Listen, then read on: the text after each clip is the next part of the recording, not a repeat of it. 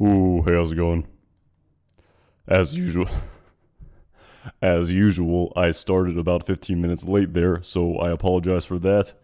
Tends to happen sometimes, but hey, how's it going? Great to finally talk about this episode. It's been a long week, but it's finally here. So, hey, how's it going, everyone?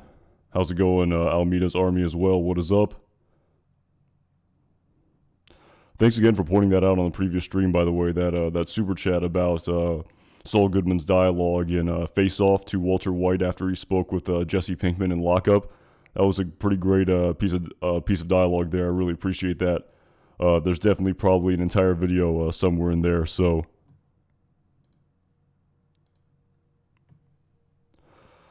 ooh, how's it going, Rusty Shackelford? I like that name. Hey, how's it going? Big King of the Hill fan for sure. So yeah, I was actually just I was watching Point and Shoot right before this, and kind of looking over that episode a little bit more. And man, as like I talked about in my previous stream, as upsetting it was to see Lalo Salamanca go because he was such a great character. I mean, that's the only real reason why I didn't quote unquote like that episode, because Lalo was such a great character, and you just hate to see him go. But like I talked about in a past video and as well as that stream, it was just time. It was just time for the character to end. If we really want the rest of the characters to progress to the point where we first met them in the plot of Breaking Bad, it was just time to wrap up this character storyline. And it was tough to see him go. It was a heck of a showdown, as Vince Gilligan said. In an alternate universe, maybe if Gus Fring didn't win that battle, then maybe Lalo Salamanca would have come out victorious, maybe even over Walter White. It's definitely possible that could have happened, in my opinion. So it was again, but I kind of talked about that in the previous stream, the death of Lalo Salamanca. But kind of going forward to this next episode, I kind of more want to focus on what is next for Jimmy and Kim. And actually, I was going back and rewatching Point and Shoot. And I was actually, trying to find out sort of where the characters' heads were at in all of this. Of course, the big question here is, was Kim really going to pull the trigger and shoot the librarian in the face? It seemed that way. And again, I know some people in the previous stream were talking about, maybe Mike would get upset with Saul because he sent his, wife to do this dirty work. But again, as an interview I actually read with Gordon Smith leading up to this week, I mean, in his opinion, the writer of that episode, he was absolutely trying to save Kim. And I really don't think that Saul would have thought that Kim would actually do this. But at the same time, while Saul sort of sacrificed himself because he thought whoever stayed in that apartment was, marked for death, absolutely. At the same time, I guess Kim was sort of going to pull the trigger and try to save Saul by doing what Lalo Salamanca told them to. So it's quite the food for thought, if you will. And actually, if we kind of go and kind of look for the very sort of, I guess, non-revealing description for this upcoming episode, the subtext, before I kind of get into the sort of Gus and the cartel aspect of this, I kind of first want to start with the Jimmy and Kim aspect. But Mike tying up loose ends again, that I kind of just, I'm a little bit worried for Kim Wexler, to say the least. I really am. And kind of to talk about that interview that I read with Gordon Smith in Entertainment Weekly. I didn't actually read the whole interview, but there was a couple, there was this, this big tagline here. What can you tease about next week's episode? It's bigger still in a lot of ways. Episode 9 is bigger and badder, and to my mind, even more heartbreaking than this one, aka 608. So, man, I just, I wonder what these loose ends could be for Mike. And I was going back and watching that scene of Kim Wexler in the sort of Gus Fring's house. And, Mike does say to her, not to her, but he does say to maybe Nick or to another henchman, like, call Tyrus and tell him to meet me. So she knows the name Tyrus. She knows where this sort of mysterious character lives. So again, you wonder what these loose ends are going to be, and you wonder what the sort of ultimate fate for Kim Wexler is going to be. And if maybe Gus Fring tells him to deal with Kim Wexler in whatever sort of way you're maybe thinking about, it's just kind of interesting to kind of to ruminate on prior to tomorrow's episode, because in Breaking Bad, Mike was really one to follow orders, and when push came to shove, and he was told to kill Walter White in the basement of the industrial laundry, where Walt says to him in the episode Full Measure, you don't have to do this, and he says, yeah, Walt, unfortunately I do, kind of following orders there. But at the same time, when Mike told him to bring Ignacio's father Manuel to him at the Los Pollos Hermanos distribution center, Mike said no. So again, you wonder, again, it's kind of, again, we don't know where these characters' heads are at going into this next episode. Again, Mike is in many ways an enigma. He really is. I mean, that's I could go off on forever about that. Mike being this character who gives this wonderful advice, such as, no half measures. But after he gives that speech to Walter White, he himself takes a lot of half measures over the remaining, on-screen time that he has in the plot of Breaking Bad. So just like I said, a lot to think about here.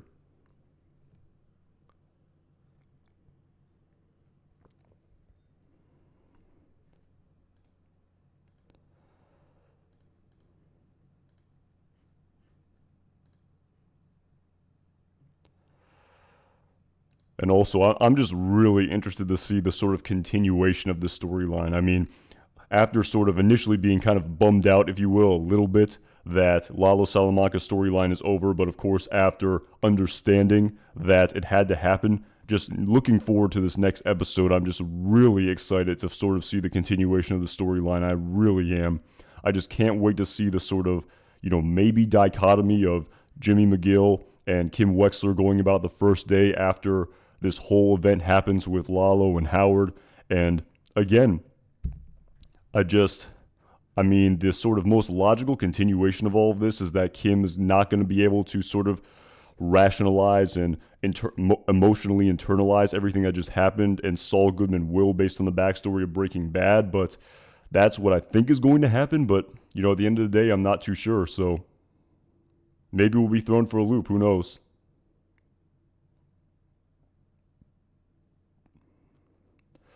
At JoJo ASMR, yeah, I've seen some people sort of speculate on that, and sort of to get ahead a little bit here, where episode 610 is called Nippy, which is the first episode to break from the episode title. And maybe, I do like the theory that maybe it's because Jimmy and Kim are no longer a couple. That would be kind of a potential logical reason for why Nippy is the title of episode 10, when we before had the something and something. So again, that's kind of we know right now Jimmy and Kim have a lot of emotional just feelings for one another. But of course, the Saul Goodman we know in the plot of Breaking Bad doesn't seem like a one-woman type person, if you know what I mean. So is Saul really going to be able to just, again, I don't know how this breakup happens.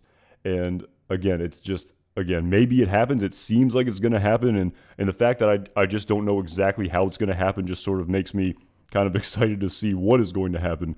Because, like, again, I saw a lot of people, there were even a lot of reactions on YouTube about people being very surprised to the death of Lalo Salamanca. And to tell you the truth, for me, it wasn't that surprising, just based on, just the backstory of Breaking Bad. Like I talked about in my previous live stream, I absolutely saw it coming. But, for moving ahead for the storyline of Jimmy and Kim, while we know where Saul Goodman's story is going, at the same time we don't know what's going to happen to Kim Wexler, and that's extremely exciting for me.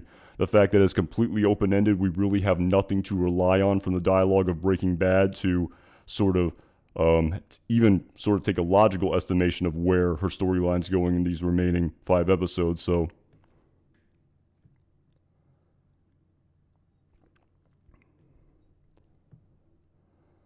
at Ice Blue, Kim Wexler is next to go. I tend to agree, but the thing is, I just don't know what form it is going to take.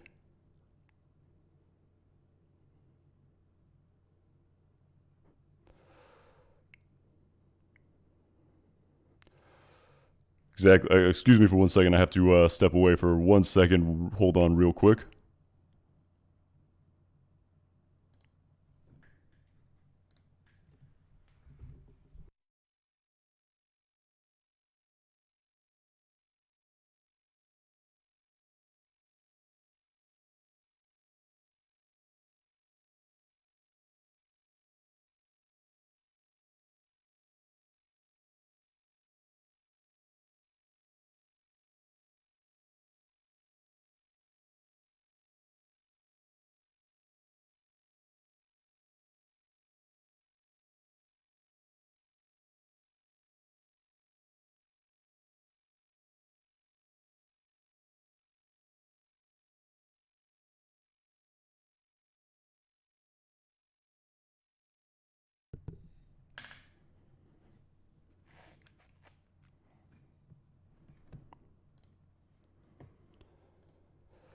Sorry, I apologize for that. The AC in this room is really acting up, and it was getting really warm in here. So that's why I had to step away. I apologize for that.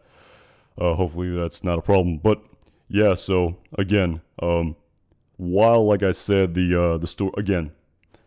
I was kind of even thinking back to the sort of the previous sort of 2 deaths that we've had over the course of this the season 6 so far, and again I've talked about it a little bit, but but like I said, the death of Lalo Salamanca I really kind of saw coming as soon as this interaction here happened with Lalo and Gus in the on the ground floor of the laundry. But kind of going back to the death of Nacho Varga a little bit, you know, I swear it's just even when he finally slipped out of his zip tie and held that gun to Juan Bolsa's head, for all intents and purposes, at this very point, I still thought Nacho has to get out of this somehow. There's no way he's going to get out of this. There's no way he's not going to get out of this, right? He can't die in the 3rd episode. But, you know, it was just absolute shock. And I didn't even believe it. Even after he pulled the trigger, I was still in denial. I'm like, wait, he just died?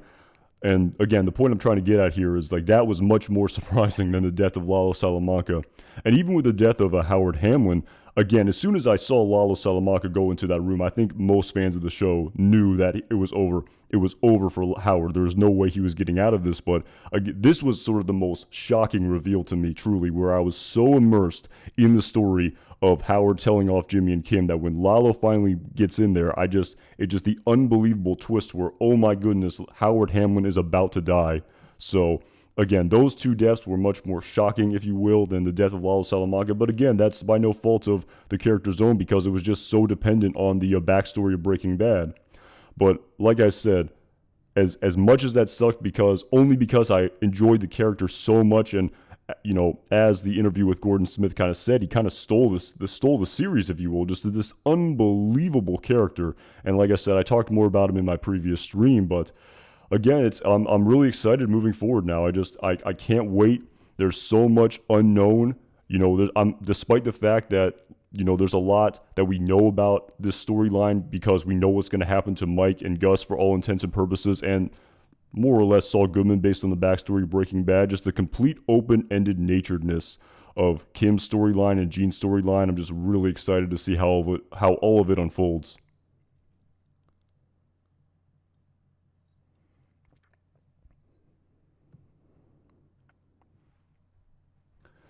And briefly, just to kind of, you know, address this real quick again, it's going to be kind of cool to see, but the storyline with the revelation of Howard Hamlin's suicide in the Albuquerque legal community in this upcoming episode, with this photo of Clifford Maine right here, it's going to be pretty interesting to see this as well. And I know, you know, there's a lot of people out there talking about how Howard Hamlin's legacy is ruined, and in many respects, maybe it was diminished, but at the same time, I mean, Howard Hamlin's what's the word I'm looking for? This partner, Charles McGill, also took his own life, and he was very revered even in death.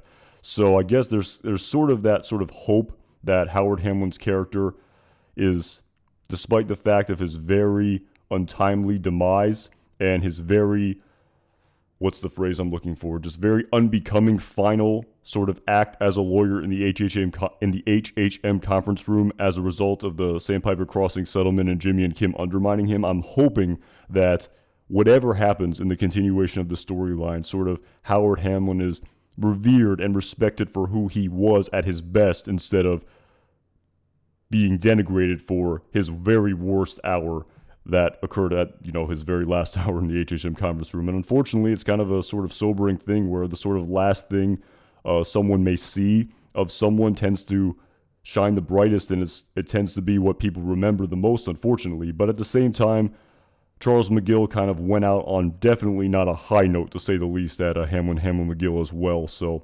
again, Howard was such a great character, and I've talked about him as well, how he really didn't deserve any of the denigration and the sort of negativity that was displayed his way initially. Well, again, it was quite the initial twist by the writers where he initially appears as this Lord Vader character, and then of course it becomes much more ambiguous. The lines are blurred, and so again, you hated to see him go. Unlike characters like Lalo and Nacho who were in the game, Howard Hamlin was not in the game, which kind of made that death just so hard to bear in many respects. So again, maybe it's maybe I'm being too idealistic, but I just hope that he is redeemed to the most, you know, redeemed as much as possible, just based on whatever happens in this upcoming episode. So, and that's going to be a crucial component of this plot with Jimmy and Kim. Again, as Mike said, they're the last people to see him alive, and the police are likely going to want to talk to them. I know a lot of people have the theory floating out there that Kim maybe ends up in prison, so maybe somehow this all sort of intertwines together potentially.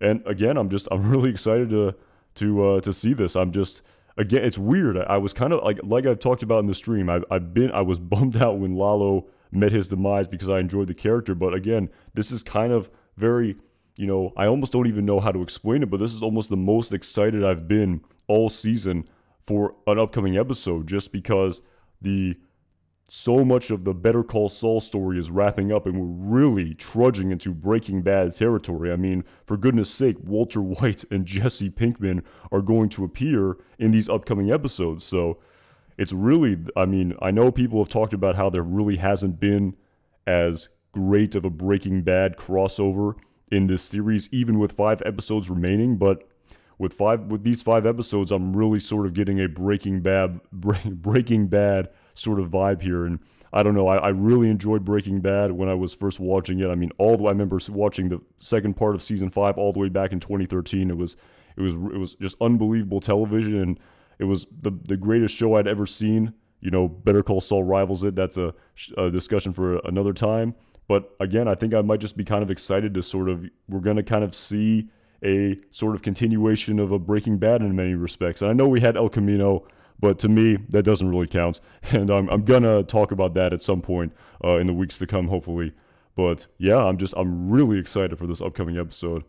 And I really hope it doesn't disappoint whatsoever.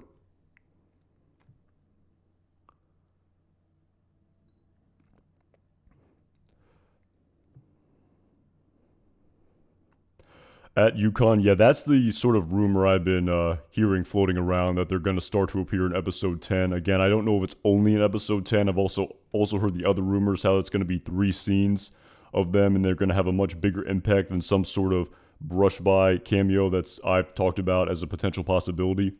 But yeah, I don't think they're appearing in this episode, and as was mentioned in the previous live stream as well, I think we could see a flash forward, definitely based on that teaser that was displayed to us of Saul Goodman in that home. The home was all built. You'd imagine it's going to take some time to build that home. His hair is a little bit longer, and with the title being Nippy coming up in episode 10 as opposed to something like the previous 9, I think it makes a lot of sense that they're going to appear in episode 10. At least that's what I've heard, so...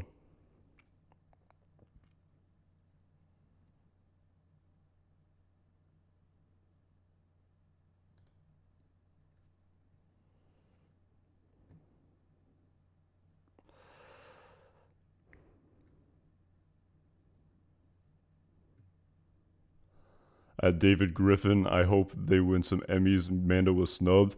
I mean, again, I've talked about this. I really don't pay too much attention to this because, I mean, this is exactly what it is. At the end of I know, I think I think I saw on Reddit how the Vivid Kiwi was all, really sort of taking up this fight about how the Better Call Saul was really snubbed at the Emmys. But at the end of the day, this is exactly what it is. It's a judgment thing. It is what it is. It's totally subjective. I mean, I was rewatching Rock and Hard Place. I mean, I would tend to agree that, of course, I would think that Michael Mandow should have been nominated. I know that show Succession had a ton of nominations for supporting actor. I've never actually even seen the show, so it's hard for me to say which is better. But at the end of the day, it's just someone's opinion. And that's just the brutal nature of this business, where at the end of the day, these very important awards are just people's judgments. There's no subjectivity to it whatsoever. It's just, what people feel should be, what should be, it's what people think, or how people feel certain shows should be awarded. Again, I don't even want to get too into it. It is what it is. It's a judgment thing. And I mean, as a fan of Better Call Saul, I know the creators and writers really care about it, and the actors, of course. It's very unfortunate for them, but I mean, I've known this for a long time. It's a judgment thing, so...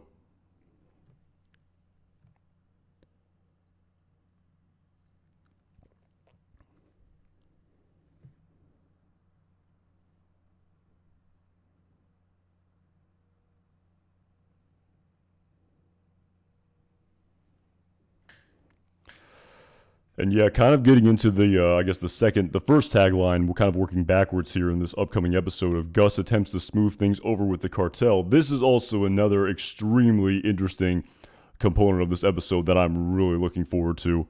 Again, I talked about a little bit the sort of photos that were teased of Don Eladio and Juan Bolsa at Don Eladio's hacienda, and also this photo which is maybe of Gus Fring at the hacienda, but I think it's also likely him in the super lab. It's probably one of those two places, but whatever happens here, I'm going to be very curious to see how Gus attempts to smooth things over with the cartel, because I was actually going back and rewatching Rock and Hard Place, and I was remembering back to the sort of fiction that Gus Fring spun in order to justify an alibi for how he had nothing to do with Lalo Salamanca's demise and murder. And of course, we learned about Juan Bolsa being told by Nacho Varga about Alvarez and Los Odios out of Peru. And if I'm not mistaken, kind of going back and scouring all of Breaking Bad and Better Call Saul, I don't think there's been any reference of those people outside of season 6. I think Mike put the papers that had some markings from the country of Peru to sort of justify how Nacho was getting paid off again to sort of fabricate the alibi that Gus Fring was concocting to the cartel. But again, we don't know very much about this Los Odios in Peru. And I was actually going back to season 4 of Better Call Saul in the episode entitled Talk. And that was the Espinosa gang. And that didn't have anything to do with the sort of cartel that Gus Fring set up here in respect to the plot of Nacho Varga being the one who set up Lalo Salamanca. And, Gus Fring justifying an alibi for himself. But, again, this tape here, a lot to, again, I talked about it in a previous video, but a lot to ruminate on for sure.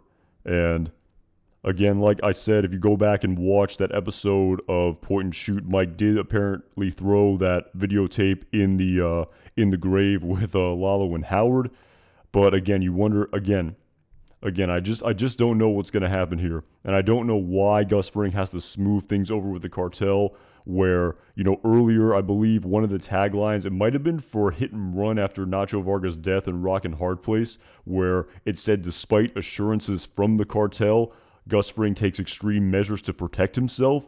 So again, I just wonder what the sort of fallout here is of all of this. And maybe, again, we saw Lalo Salamanca filming that one tape of himself in the sewer. I believe that was in plan and execution. And we saw him telling Don Eladio the premise of his plan. Maybe he already sent that tape. Maybe that's what this is. Again, what's the sort of symbolism behind the fly? At the same time, I saw some people point out that, any fly that's alive right now is not going to be alive 5 years from now when Walt and Jesse are working in that super lab. So again, I just sort of wonder what the symbolism is here of this photo. Very, very cryptic here. And again, we could speculate on it all day for sure, but again, another thing I'm just really looking forward to seeing. I really hope we get to see, maybe get to see Gus Fring at that hacienda for the first time since season 4 of Breaking Bad in the episode entitled Salud. It's going to be pretty crazy if we get to see him there for sure.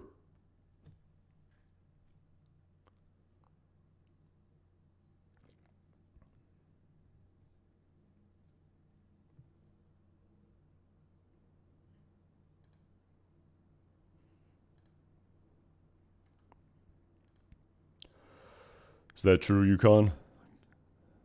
Kind of getting ahead here to Nippy. So yeah, there's this photo here. Again, I don't know.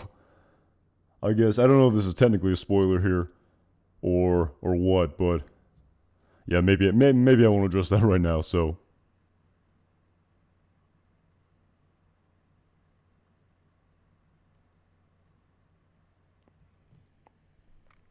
At Suburban Catholic, do you have the impression that this is going to be the last episode in Albuquerque? I don't think so. In the current time, well, define the current timeline. I think it could be the last in the current timeline, maybe before a flash forward of some kind, because I keep going back to that one teaser of Saul Goodman in his home, in the home that we saw for the first time in the flash forward scene in the episode entitled Wine and Roses, the season 6 premiere. And there's that one teaser of him getting dressed in his, closet, if you will. So, and it looks like, just based on everything, the fact that home is even built and that Saul is living in it, that that's probably a little bit more forward in the timeline of Better Call Saul. So, is this going to be the last episode before a great advancement in the timeline, or before we see Gene or something to that effect? I think so.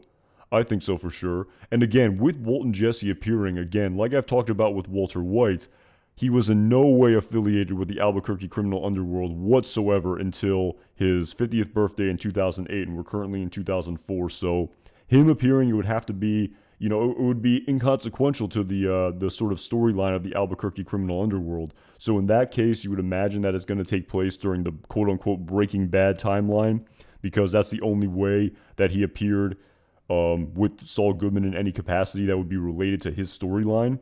With Jesse Pinkman, I suppose that one could take place in the more present day timeline for sure, because, obviously he was involved in this world well before Walter White. Again, there's the whole plot with Emilio. Maybe we'll get to see something like that.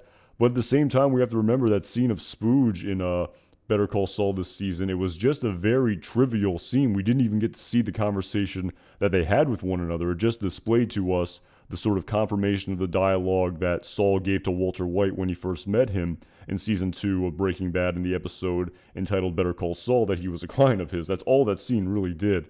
So again, you wonder if Emilio does appear, is it going to be somewhat like that? Or is it going to be more consequential maybe, as opposed to just seeing a sort of setup scene before the conversation that happened in the back of the nail salon that we didn't even get to see?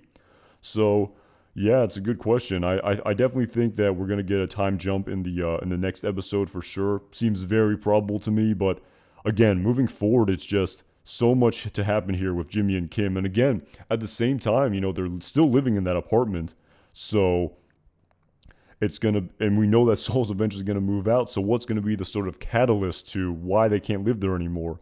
I mean, to kind of quote Jesse Pinkman back in season 1 of Breaking Bad, where he said to Walt that he was selling his house because the whole house is probably haunted after what happened with Emilio and Crazy 8. And so is Kim going to be able to live in that apartment, new refrigerator aside, after everything that happened there? Just all of the post-traumatic stress of seeing the sort of places and the locations that, of Howard Hamlin's death, and just everything that happened there. Is she going to be able to continue to live there? I just don't think so. And again, but what's going to be the actual sort of step-by-step continuation that leads leads Saul out of that house? That's a big question for sure. And it's something I'm really looking forward to seeing. So,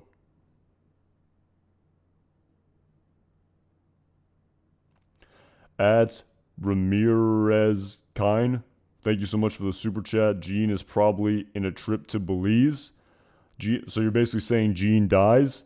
It's possible. I definitely think it's possible. The main character of Breaking Bad sort of went on a trip to Belize for all intents and purposes in the very last episode of this of the series in Felina. So again, it's something I admit I have not thought enough about for sure. But it's something I'm definitely sort of curious about. And again, it's so open-ended. I don't even know really where to begin. But yeah, it's definitely possible that he meets his demise. But like I said, at the same time, it's something that I always just assumed that Gene would get away with it. It's kind of like what Vince Gilligan said about why Saul Goodman even got his own spinoff to begin with, because he was sort of the cockroach who survived the nuclear blast of Walter White and Gus Fring's, meth empires being blown up and destroyed. So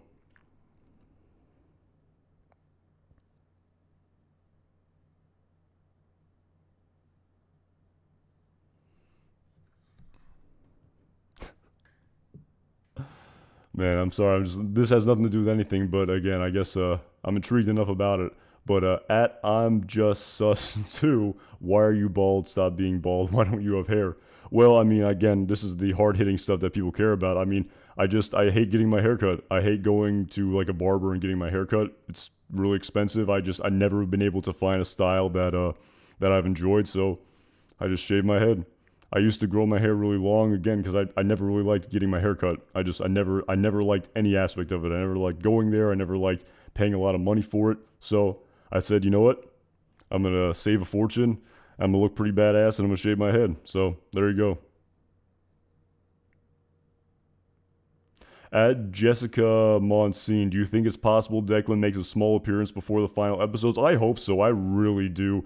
Again, I don't know what's going to happen. I sort of have these high hopes that these sort of very sort of secondary characters from the plot of Breaking Bad, appearing in the, in the plot of Better Call Saul. I know I've talked about Declan. I've talked about, I've made a lot of videos about him, and I really hope he appears. It would be really great, but at the end of the day, there's just so much other story there. I just don't know if there's time to address every single sort of connection that even Gus Fring had. Mike said to, I believe, Walter White in the episode entitled Buyout that, I know a guy from my time with Fring, so it's definitely established that, Gus was working with Declan back in, before he met Walter White. So maybe during the time jump, maybe in the Nippy sort of area, episode 10, if the sort of plot maybe progresses to like 06, maybe somewhere in that sort of realm, that maybe we could see that sort of a very kind of quick appearance of Declan. It's possible. I would really love seeing it.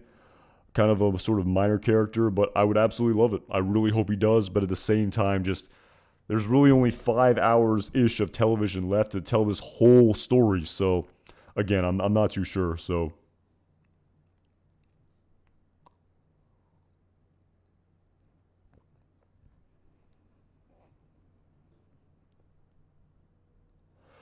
at Mendoza's Coyote, do you think Don Eladio was unhappy with Gus in this episode? Yeah, I would say so, based on Gus' attempts to smooth things over with the cartel. I'm sure he's not going to be happy with what ensued between Ignacio Varga and Lalo Salamanca. I'm sure he's not going to be happy with that at all. And basically, he's not going to be happy about anything and the sort of everything that had been happening over season 5 of Better Call Saul, where he said that, or at least Juan Bolsa said to him, I hope the bad luck is over, because at the end of the day, it's all about dollars and cents for Don Eladio. So anything that's sort of hindering his bottom line, he's going to be very upset about. And I'm sure, he didn't feel great, having this sort of drink with Ignacio Varga and being sort of, him brought in and then him sort of, undermining and totally being a traitor to the Salamancas. At least that's the story. That's the sort of official story that was told to the cartel. So I can imagine he's going to be upset in some capacity. But we have to remember, when it's first established to us that connection of Gus Fring being in charge of the Northern Territory of Don Eladio's cartel, and we know it's his territory, as Don Eladio says to him, it's his territory. He had the right to bless the order. That's why he called off the hit of Walter White. Again, that's not the real reason. Well, yeah, he did. That's basically the reason why he did it. Again, all part of the so many different angles of that storyline. But if again, he's going to remain in good standing with the cartel, and at the end of the day, again, no matter what happens here in this meeting, no matter maybe what sort of immediate sort of trouble Gus Fring may be in the long run, he's going to be okay. The existential threat of Lalo Salamanca is gone. For him, he knows that he's safe now. So that's not a problem for him. Interestingly, though, at the same time, despite the reassurance of Mike Ehrmantraut that Lalo Salamanca is not coming back, you do wonder if sort of Jimmy and Kim we know that sort of Jimmy, aka Saul, sort of has this sort of existential threat of Lalo Salamanca being this ghost out there that could always come back. But again, you wonder how Kim's going to feel about sort of Lalo Salamanca still being out there, and despite Mike's reassurance, because like Mike said to her, I believe it was in the episode Hit and Run, if I'm not mistaken, it was Hit and Run, about how we're watching you, and on the off chance he comes back, we'll be protecting you, but Mike didn't protect him. So at the same time, despite Mike telling them in her apartment that he's not coming back, you just wonder about the reservation. And also, I know people brought up as well, they never really had that conversation about how Kim knew that Mike told her that Lalo was still alive, but she didn't confide in Saul. So I wonder if that's going to be an aspect of this storyline as well. So I'm really curious to see, and that's a huge component of the storyline for sure. So. At Kate Valentine, thank you so much for the super chat. I really appreciate it. Thanks so much, Anton, for all this information. So entertaining. Do you have a photographic memory? I'm not sure. I don't know. I maybe. I'm not too sure. I think I don't know. I mean, I'm able to recall sort of details from Breaking Bad, but in full disclosure, I've seen the show multiple times. And, I definitely sort of watch the show with a vigilant eye, and I'm sort of very sort of, I kind of, how do I phrase this? I'm definitely watching the show and trying to retain certain information from it, including things like titles and plot details and things like that. So again, I don't even really know what a photographic memory is by the definition of it, but again, I appreciate the compliment of this being entertaining. And again, thank you so much for watching and all the support you give to this channel, Kate Valentine. I really appreciate it. Thank you so much. At Pulsura, thank you so much for the super chat. I really appreciate it, man. I don't what might happen in this amazing story, but one thing I know for sure is that smashing the like button is a great thing. Do it. Thank you so much, Pulsura. Again, I probably should say this at the beginning of the stream, so yes, thank you so much for the super chat. I really appreciate it. Again, if you're enjoying this stream, I would appreciate the thumbs up. That would be pretty awesome to help the stream out. Really appreciate it. So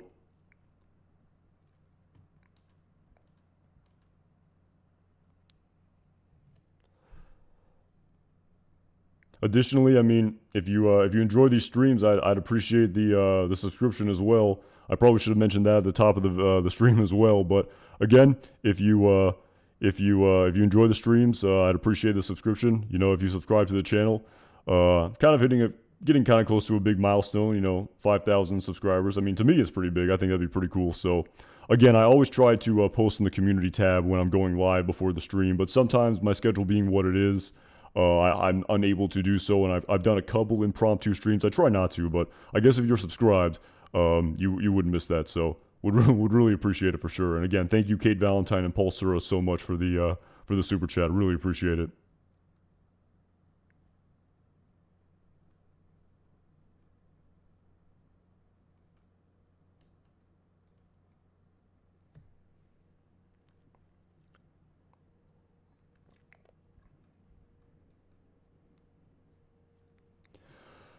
At Cody Plans, oh my goodness, at Cody Pla Sans, I can't say that. At Cody Pla Science, man, that's a tough name there. But do you think Bill Burr is gonna make an appearance again? I feel like I've talked about this almost on every single stream. I really hope he does. I really hope he does. And you know, I've talked about it again and again. I really feel like, you know, it just needs to happen. I think all fans want it to happen, but I don't want to rehash that too much. I feel like I've talked about that a lot. So.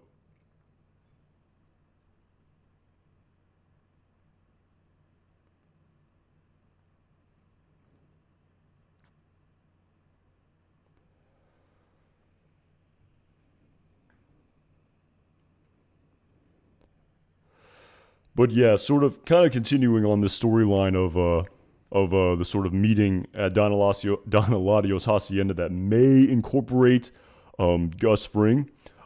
Just kind of going back to the sort of story of the cartel, I was actually sort of thinking about how, you know, how do I phrase this? The sort of backstory of the step-by-step process by which Gus Fring became a member of the cartel is still very nebulous, and it's not outwardly described to us.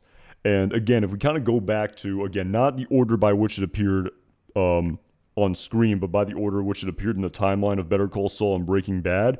If we go back to Breaking Bad, of course, if I can find it, I think I pulled up the episodes here. But if we go back to Breaking Bad in season 4, in the episode entitled Hermanos, that was the very first time that Gus Fring ever visited Don Eladio's hacienda for all intents and purposes. The flashback scene in the 80s when Salamanca shot Gus Fring's business partner Max Arciniega in the head.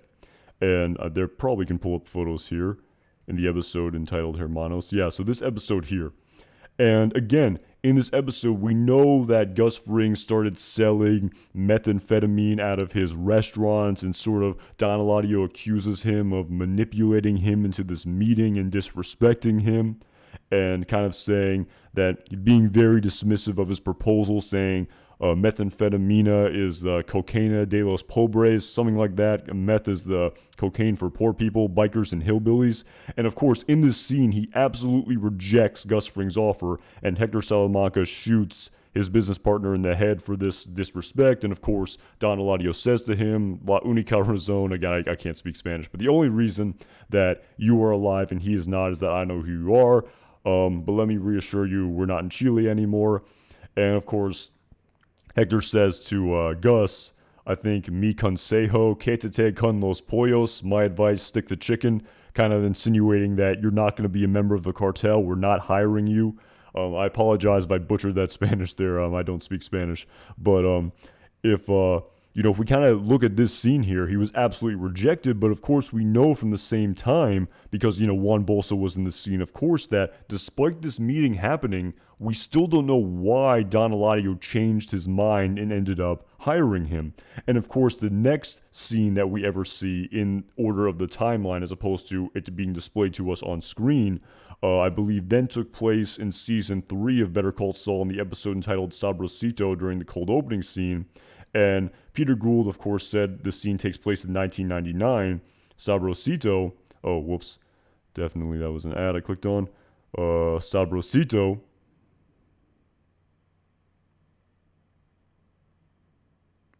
Is the camera lagging at Anobal Pi 07? I hope it isn't. I apologize if it is. My connection says it's pretty good. Is anyone else having a problem with the camera lag?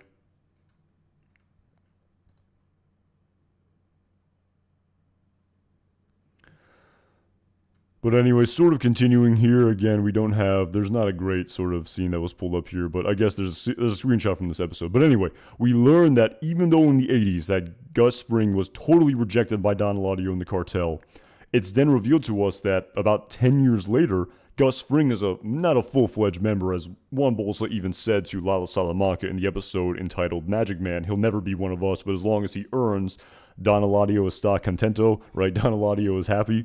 And so the thing is, we don't know exactly why Gus Fring was, what caused Don Eladio to change his mind after killing his business partner and then saying, okay, I changed my mind, or maybe I had to kill your business partner as a sort of sign of respect. So again, some people saying the camera's lagging, other people, cam is bagging, it's fine now. Again, I apologize. Again, I'm no expert here. My technological setup is pretty terrible. If you watch the last stream, the Wi-Fi just straight died. I had to replug the router in the middle of the stream, and even I lost power today, so it was kind of a disaster. But I hope things are going good right now so far. So, but definitely, yeah, let me know for sure. So, I always appreciate the feedback. Constructive criticism is a very good thing. So. Apple Sir, that's absolutely right. One thing Eladio likes more than anything is money, and Fring can provide that for now. Again, absolutely right. And we know, like I said, in the long run, all the way down the line in 2008, Gus Fring is going to be in very good standing with the cartel. But again, the point I'm trying to get at here is there's this sort of 10-year gap where we don't know what led from Don Eladio killing Max Arciniega and Hector saying, stick to chicken. But then, we don't know how Gus Fring was able to reveal to Don Eladio that he would be able to generate all this wealth for him. So again, like I said, I know a lot of people really hope that all the sort of mysteries of Gus Fring's mysterious past in Chile are going to be revealed to us in these final 5 episodes.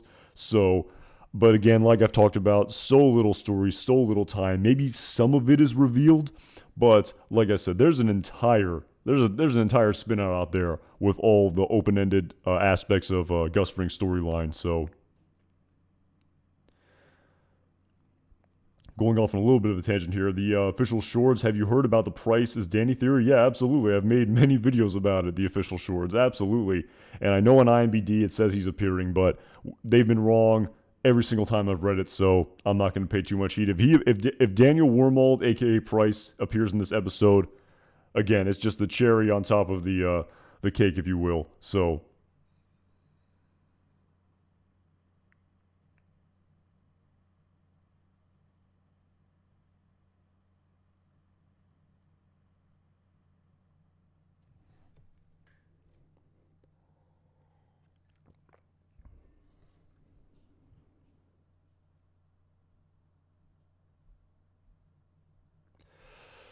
again, Tommy, interesting question. Hey, Anton, I don't understand why Gus would let Mike and then bury the videotape when he could have used it to torment Hector. Do you have any thoughts on this? Again, I'll have to go back. I know he threw the camera in there, but again, I'll have to go back. I would imagine he threw the tape in as well.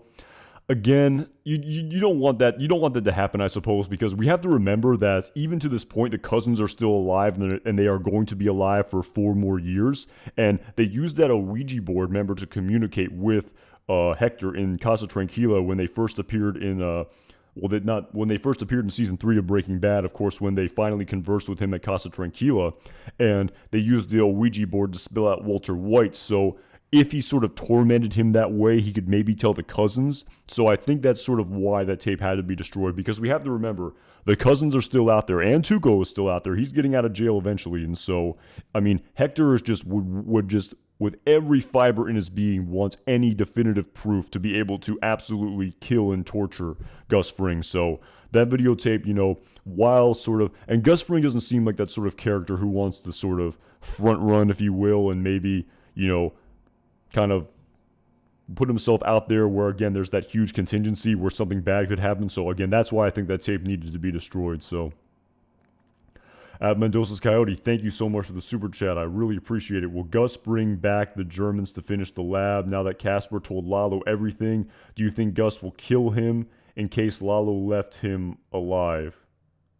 There's no way I think Casper was alive. I mean, Lalo does not leave loose ends. I don't know why. There's no way he could have survived that. I think Lalo, there's no reason for him not to kill him. So I don't think Casper's still alive. And that's actually a great question, though. I was kind of thinking about that today, actually. And I guess I can sort of talk about it now because, I mean, I don't know if it's technically a spoiler anymore. So, the actor Ben Baum, I think was his name, who portrays Kai, he put out that photo leading into episode Axe and Grind where he sort of like jokingly said, I'm forgetting his name, Kai's demise.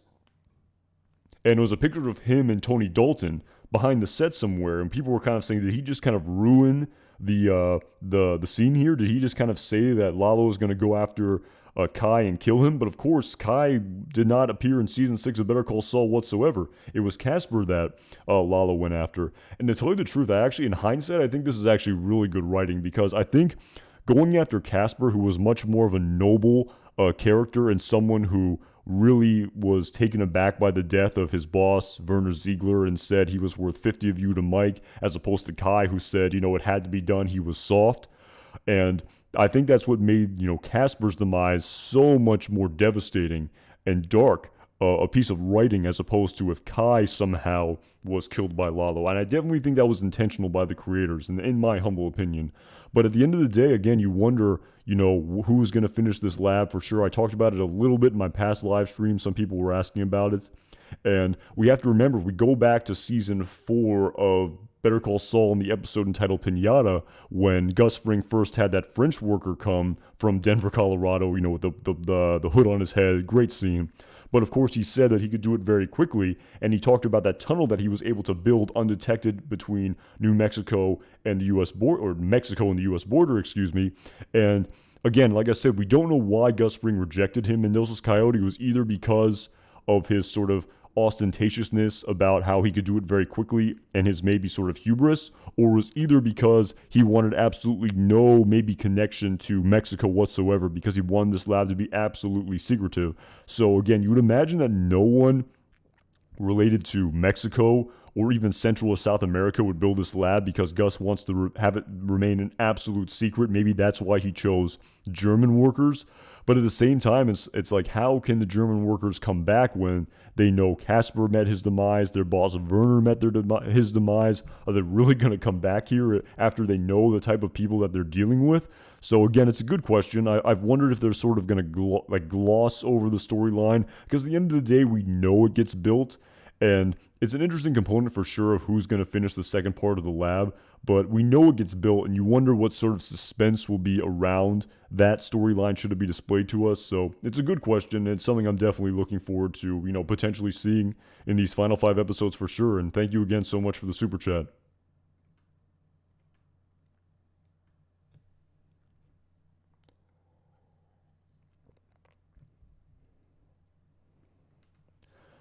At testing 123, Kim uses the disappear tomorrow. Again, you wonder. I mean, it's definitely possible. Again, it doesn't seem like that devastating of a or heartbreaking of a story. Maybe it is if she's just sort of FOs, kind of gives the Irish goodbye, if you will, to Saul and just disappears if she finds that book. Maybe it's possible. I mean, as I sort of talked about a little bit earlier, In Gordon Smith's opinion, who wrote 608, episode 9 is bigger, badder, and to my mind, even more heartbreaking than 608.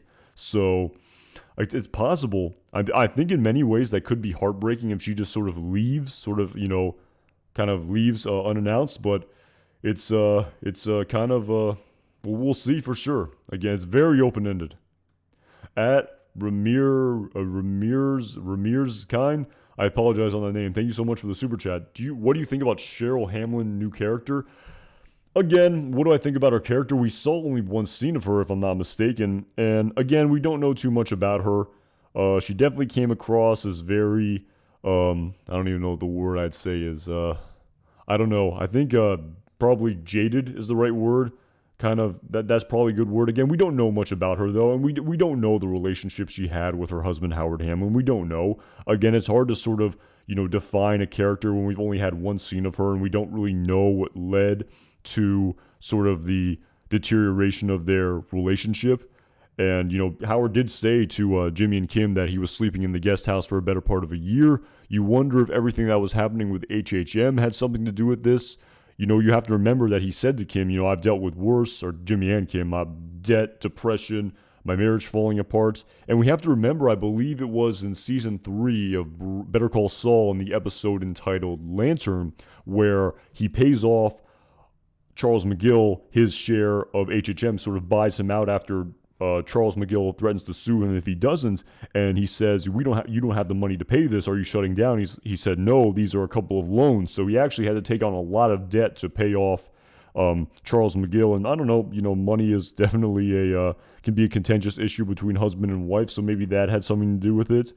That was sort of the beginning of it. Maybe his sort of reaction afterwards, the sort of, again, that's maybe understandable, why she would maybe be upset about that. But the sort of lack of support where Howard experienced, then he says depression, that clearly came after Charles McGill's death.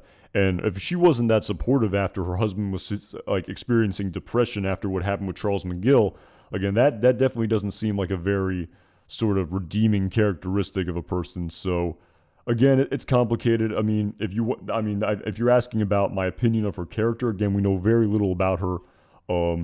So again, maybe jaded is unfair as I described her earlier. I mean, that was just sort of my off of the top of my head sort of description of her. Again, we don't know enough about it. But you do wonder if she'll come back into the story like Clifford Main will in this upcoming episode surrounding Howard Hamlin's death and her sort of reaction to it. And I guess if she appears and her reaction to it, that's going to be something that I would say definitely, causes fans to develop more of an opinion about her. So I'll be curious to see, and thank you again so much for the super chat.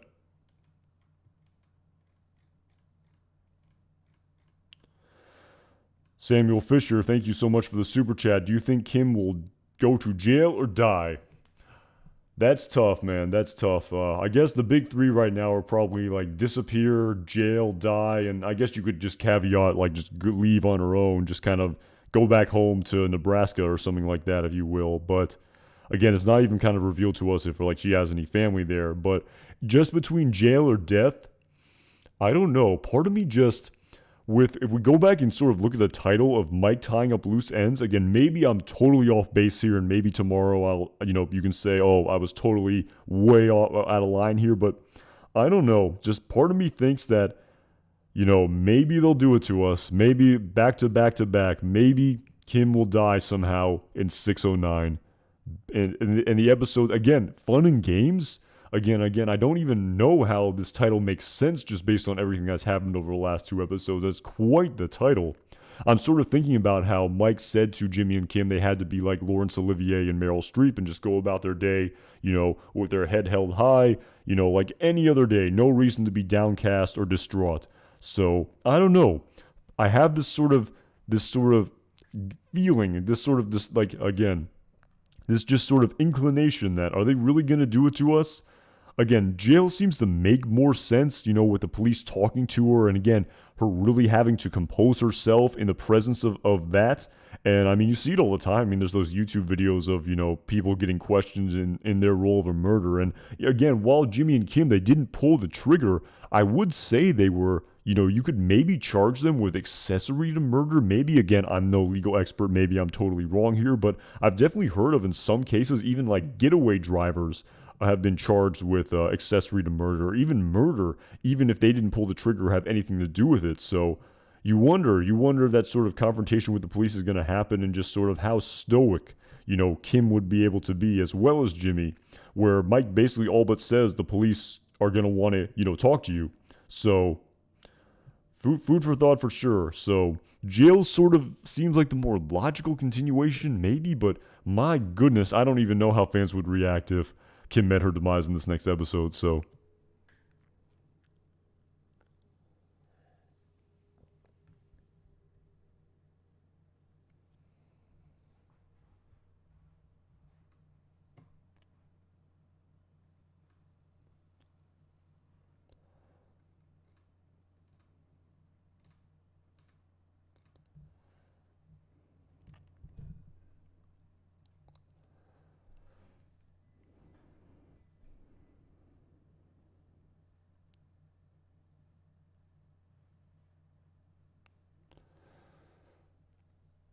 okay, I'm kind of in a dilemma here where there's someone kind of spamming in the chat at this point, and they've been doing it for a while, and so I kind of want to answer this question now, but the thing is, it's sort of rewarding the sort of bad behavior, if you will.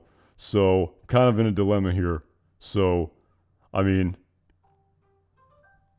well, don't know what that was, but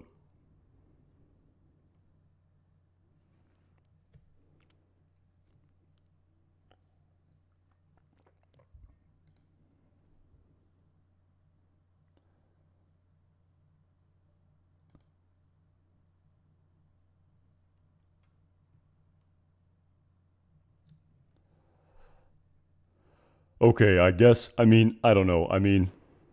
Lord Nemesis, thank you for the engagement. I really appreciate it, but the spamming is again not. I'm cool with basically anything, but just trying to spam. At least if you're gonna spam, don't make it that blatantly obvious. Come on.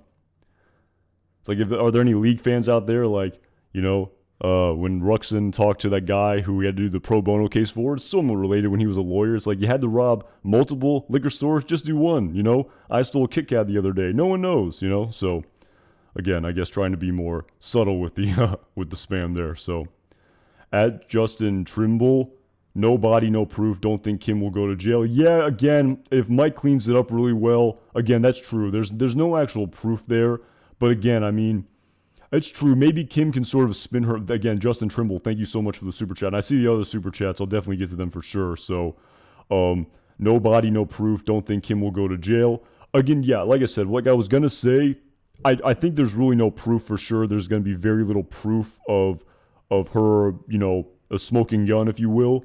But to tell you the truth, you do wonder the sort of, maybe her emotions of it can be suspicious, but maybe she can sort of just spin it to she's very upset to hear that her former sort of boss took his own life. I think that's very possible, Justin Trimble. But yeah, that's a great point. No body, no proof. So there really is no proof. But at the same time, like I talked about a little bit earlier in the stream, where, it says Mike ties up loose ends. I'm a little bit worried for Kim here and what that means. I'm the only real loose end here I'm really thinking is maybe Kim Wexler, because like I talked about, she heard Tyrus's name. He said to again, I might have been Victor, it might have been Nick, it might have been a different henchman, but he said, call Tyrus and tell him to meet me. So she heard that name. She knows who this librarian is, sort of where he lives. So a little bit worried about Kim there. And boy howdy, boy howdy, do I even say that?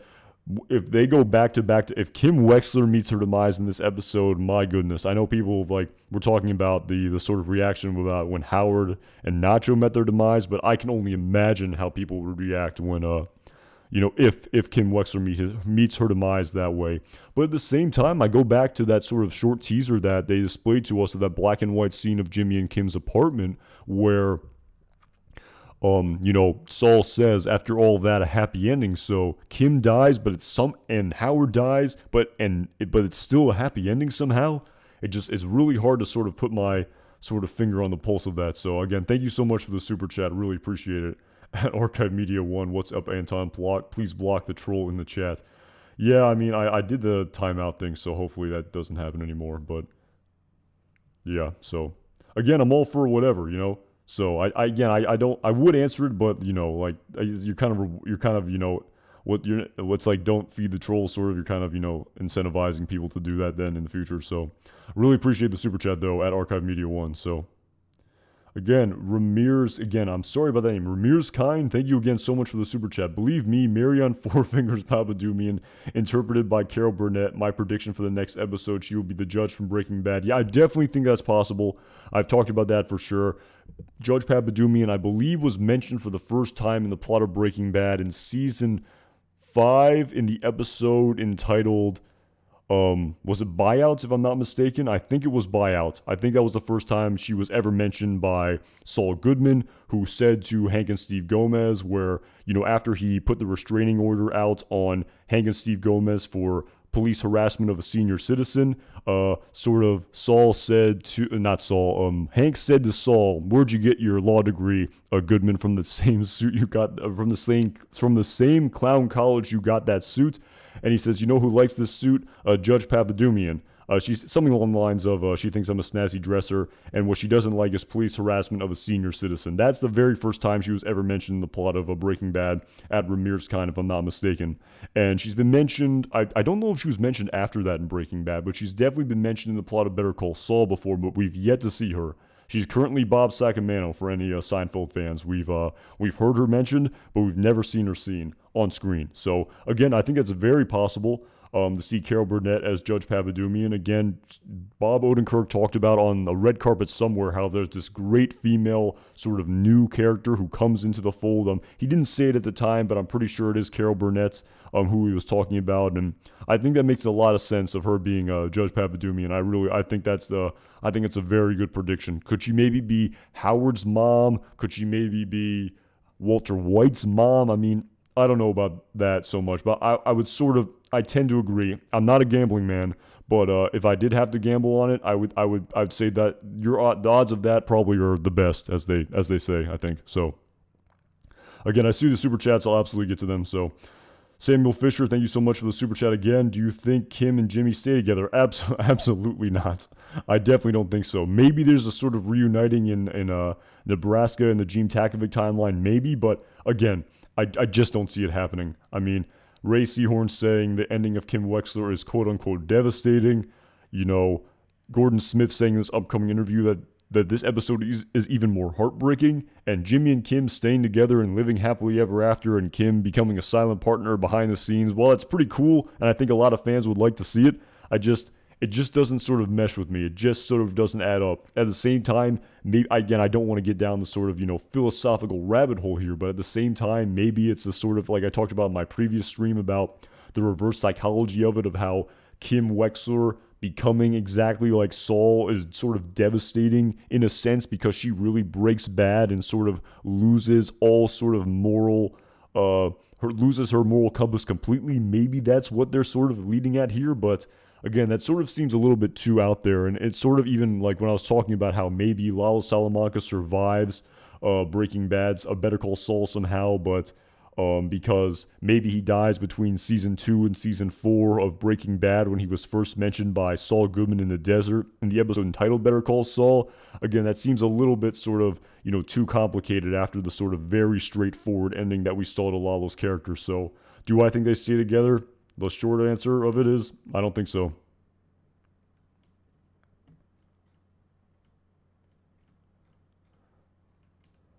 At Steve Bob JD, thank you so much for the super chat. Could Nacho's dad be the loose end? Hey, there you go. I've definitely seen that again. I saw someone making a video about how, like, something about Manuel Varga being in this upcoming episode being quote-unquote leaked somehow. I haven't seen the actual sort of step-by-step theory of that, but I suppose Nacho's father could be the loose end, but again, I don't know how that would be. And again, thank you so much for the super chat, Steve Bob JD, but again, I don't think so. I mean, Mike did say, you know, whoever goes after him is going to have to go through me, and so he really gave that assurance to Nacho Varga before he effectively took his own life to save his father. So again, that would be pretty damn dark there, because Nacho's death would be absolutely for nothing then, if you will. So again, I hope not that that's Nacho's dad. And to tell you the truth, I just based on sort of Mike's absolute guarantee to Nacho Varga and his absolute protection that he, promised to display to him, I hope not. I really hope not that that's the case at Steve Bob JD. And thank you again so much for the super chat. Really appreciate it. At Justin McCoy, thank you so much for the super chat. Loved you and Barry joke. I think Jimmy and Kim live. I don't think it's a happy life. Well, we know Jimmy lives for sure. We know he becomes Gene Takovic eventually. Kim living, again, I would tend to think so. Again, as much as I sort of have this sort of, uneasy feeling of Kim's ultimate fate in this upcoming episode, I think it may be a little bit too out there at Justin McCoy. Again, it's weird. Like I talked about how Saul said in that teaser, after all that, a happy ending. But again, what does that really mean? And are they really going to kill Kim too? I'm just thinking they killed so many characters in Breaking Bad. They killed Hank. They killed Steve Gomez. They killed Todd Alquist. Walter White died, but Jesse kind of got out of there. So you wonder if sort of Kim sort of, somehow, gets that sort of happy ending, if you will. But like I've talked about, Better Call Saul, in many respects, is even darker than Breaking Bad with the deaths of characters like Nacho Varga and Howard Hamlin. So who knows? Maybe I sort of at the time, I don't think of this way as much anymore. I kind of feel this way sort of, but at the time when I was watching Breaking Bad season 5, I really just didn't think that it was a little bit of like too happy of an ending for me. I thought it was I was kind of hoping for more ambiguity in the ending, kind of like a movie like There Will Be Blood, like I talked about in my previous stream, but it was a little bit more straightforward than that. But who knows? I mean, I think it makes a lot of sense that Kim lives, because how else do you have this maybe happy ending that they talked about? How is it a happy ending for Gene without Kim? Maybe. I don't know. That's a whole. I really have to sort of think about that. There's a lot of sort of. I could go on forever about that at Justin McCoy. So, I just go back and think about everything Saul Goodman did. The having sex with prostitutes, the getting adjusted to completion by Kim Lu Song, his 5-foot-tall Vietnamese chiropractor who prescribed to him Xanax. I believe that was in season 4 of Breaking Bad. So. Yeah, I just don't know. I really don't know how this is going to end. And like I talked about a little earlier in the stream, Justin McCoy, that's one of the reasons why I'm so excited for this upcoming episode, because, like I said, Lalo's kind of demise was sort of dependent on the sort of canon of Breaking Bad, but moving forward, a lot more open-ended plots and a lot more suspense, I think, than even that we've seen so far. So really looking forward to it. And thank you again for the super chat at Justin McCoy. At Trish D, excuse me, thank you so much for the super chat. Kim IDs Gus's double and she knows where he lives. She's a liability and is probably the loose end Mike is ordered to clean up. She disappears, Mike covers. Yeah, I mean, definitely, I like that theory a lot. How, I talked about this, like, what is this loose end that Mike has to tie up that's in the description for this upcoming episode at Trish D. Kim makes the only sort of, most sense to me, to tell you the truth. But again, how does this happen? Does he really kill her? Again, that's pretty damn dark, and I just don't know if that's going to happen. But having her disappear somehow, I guess it's possible, saying you have to leave town or something to that effect. You have to get out of here, or else I have to kill you. If that's sort of what you're alluding to there, where Mike maybe sort of has her best interest in mind, if you will. So yeah, it's an interesting component. You do wonder. Again, I sort of didn't think that Kim would get disappeared. I know a lot of people have talked about that being a possibility, but to tell you the truth, I really didn't think Lalo was going to be buried in that lab. I thought, again, I was very dismissive, and wrongfully so. When I first heard that theory, I said, there's no way that's going to happen. I mean, I'm almost embarrassed in saying this, but it almost seemed like fan fiction to me. But of course, that's why I am just a guy on the internet, and I'm not a very good writer like the geniuses on this show who was able to craft a sort of scenario that was just unbelievably sort of emotional and complex and just artistically beautiful. Not to sort of, get maybe too ahead of myself here. But yeah, I mean, just an unbelievable culmination where in my head I thought that sort of, that seems too hokey, but it was just unbelievably well done. I mean, just the burial of Howard Hamlin with Lalo Salamanca in the Super Lab, just, unbelievable writing in my opinion. Just, never could have even conceived of that. And so the point I'm getting at here is maybe Kim does disappear. Maybe Mike has something to do with it. So I like that theory for sure. And again, like I talked about, I really don't know who else this loose end is besides Kim Wexler. So, and again, thank you so much for the super chat, Trish D. I really appreciate it.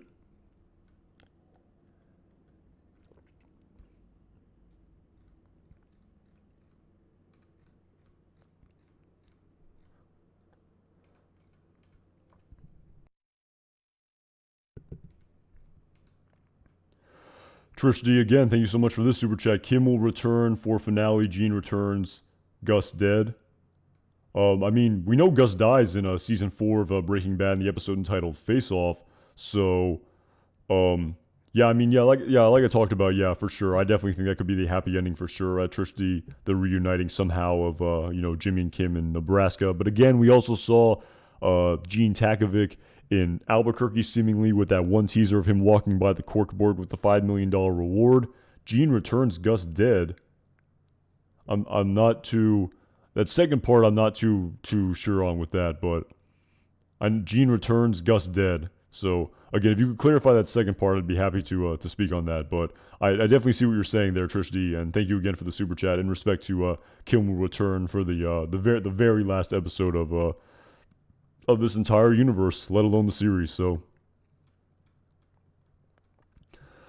Coach Beer, thank you so much for the super chat. I think a Kim and why she came to Albuquerque flashback is incoming. Yeah, I mean, I do like that. That's definitely possible. I mean, I go back to, I believe it was 5-0, season 1 of Better Call Saul, the cold opening scene where we first see Mike coming in to Albuquerque on that train from Philadelphia. And of course, basically the entire first season displays to us why Mike came out to Albuquerque from Philadelphia.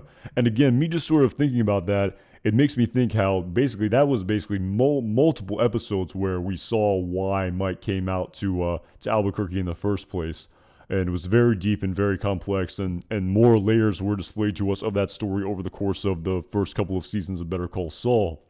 And yeah, I think it's possible where we can see a flashback of why Kim came out to Albuquerque from Omaha, or not Omaha, but from Nebraska, around the Kansas-Nebraska border. She talked about it a little bit in that a meeting that she had at a Schweigart and Coakley where she wanted more, and that's why she came out, because if she stayed where she was, there was really no future for her. Married to the guy who ran the town gas station, working at the Hinky Dinky or something to that effect. So again, there's a lot of complexity, and I feel like there's again multiple layers there.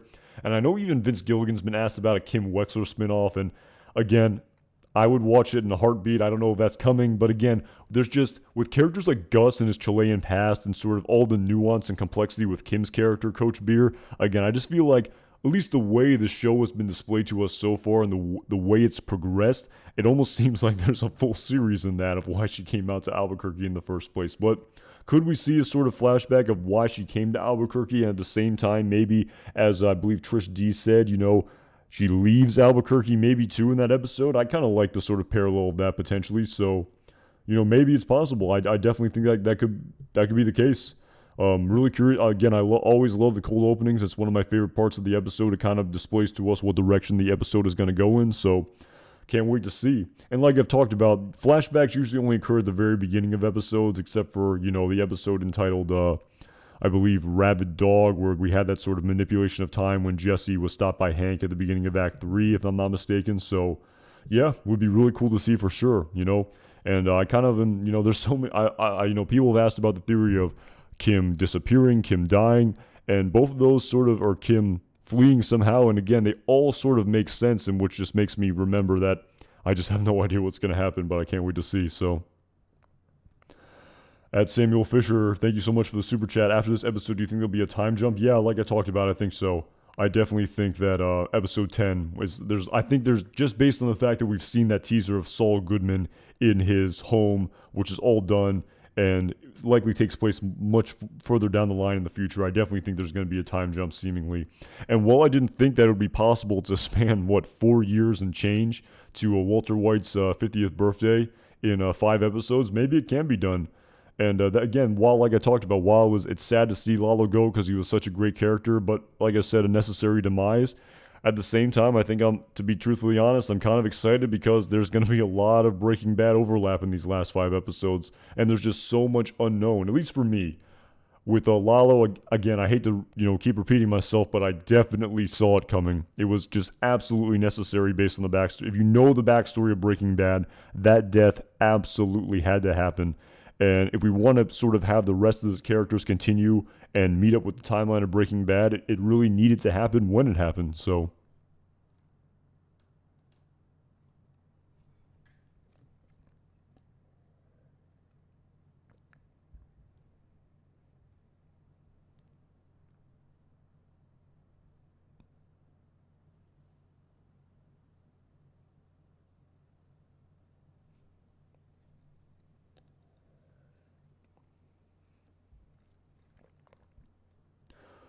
Oh, Richie MC, I'm sorry, I didn't see that super chat. I apologize. I skipped over that one. I apologize. Richie MC, Breaking Bad University. Breaking Bad University? Is that stand for Breaking Bad? BB University might do a Kim spinoff. Thoughts? Is that Breaking Bad Universe at Richie MC? Is that what you're going for there? I don't know what Breaking Bad University is, but are you saying the Breaking Bad universe might do a Kim spinoff? Thoughts? Is that what you're sort of alluding to? And thank you so much for the super chat. I'm sorry I didn't see. I skipped over that. I apologize. I almost didn't see that. Thank you again for commenting. So I saw that for sure. So yeah, again, I talked about that a little bit with the sort of the Kim Wexler spinoff. I believe again, I'd have a hard time finding it, but Vince Gilligan was doing a sort of forum somewhere where he was sort of taking questions from an audience. Like I would have so much trouble finding it. It's somewhere on YouTube, maybe, or maybe the video got deleted. But he was definitely asked by a fan, and they get a lot of questions like this about who would be the most logical continuation for another spinoff. And someone said Kim, and he said, yeah, absolutely.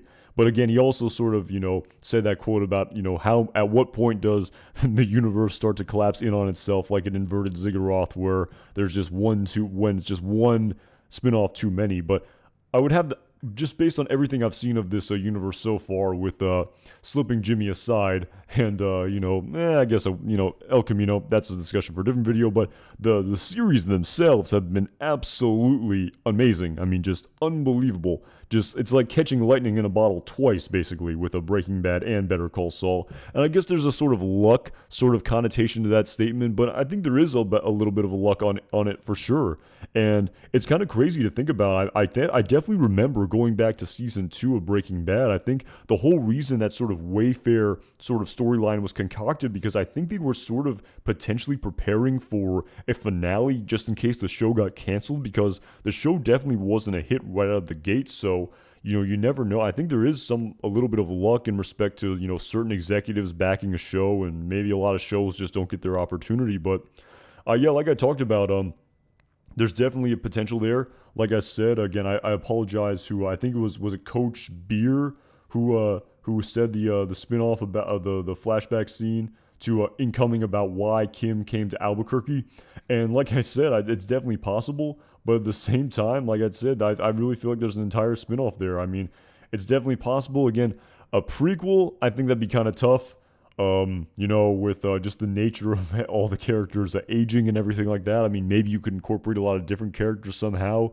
But I don't know. Again, could it be a sort of, again, I kind of like the idea of a sort of post, Breaking Bad prequel, maybe too, but of course Kim would have to survive in that. So it's definitely possible. I mean, Vince Gilligan has said he's in no hurry to do another spinoff, and I've talked about it, how I just imagine the level of work that goes into writing all of this, and especially, again, we sometimes forget, I bet, all the other sort of, what's the word I'm looking for, just the other sort of aspects of even making a show like this during a pandemic, and sort of the physical and just emotional toll that probably took on the creators of the series. And it was actually, I talked about this in my previous live stream, about how Vince Gilligan telling that story about his thought process after seeing Bob Odenkirk collapse of a heart attack on the set of 608, and him just witnessing that and following the ambulance and seeing the people on set being able to bring him back to life with the AED, and people, administering CPR. I mean, it's a great listen. He didn't go too much into depth in it, but it was very interesting even to hear him tell a very abridged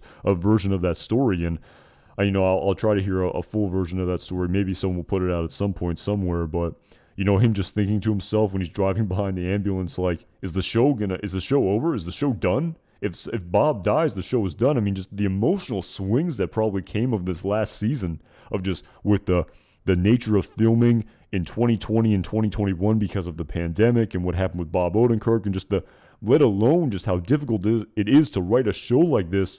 I definitely think that, like he said, I think he's being honest where he's in no rush to do another sort of iteration of this universe, Kim Wexler or anyone else. But could it happen at some point? Absolutely. But again, I don't think it's going to happen immediately after, like Better Call Saul happened to right after Breaking Bad. So, at Samuel Fisher, do you think Gus will save the video for Hector? Again, I think someone mentioned that earlier. Again, I forgot who I think someone mentioned that as well. I think it was I forgot the name. I forgot. I apologize. You had I think you had like the law sort of emblem as your image icon. But I think I talked about that a little bit earlier. Again, I don't think so. I think he had to destroy that tape because we have to remember the cousins are still out there, Samuel Fisher. And Hector can still communicate with them. Even though Hector is incapacitated and really can't communicate, he still can communicate by ringing the bell. And he communicated with the Ouija board with the cousins in season 3 of Breaking Bad at Casa Tranquila. I believe the episode was Caballo Sin Nombre. I think that was the episode for sure. It was Caballo Sin Nombre.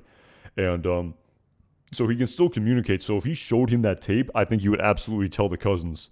And they would go straight Salamanca on Gus Fring to say the least. So yeah, I just don't think that's possible. I think there's just too much risk there, and he's playing the long game. He wants to take out all the Salamancas. He wants to take out the entire cartel. He can't front run here at Samuel Fisher. He can't gloat. He has to stay the course here. So.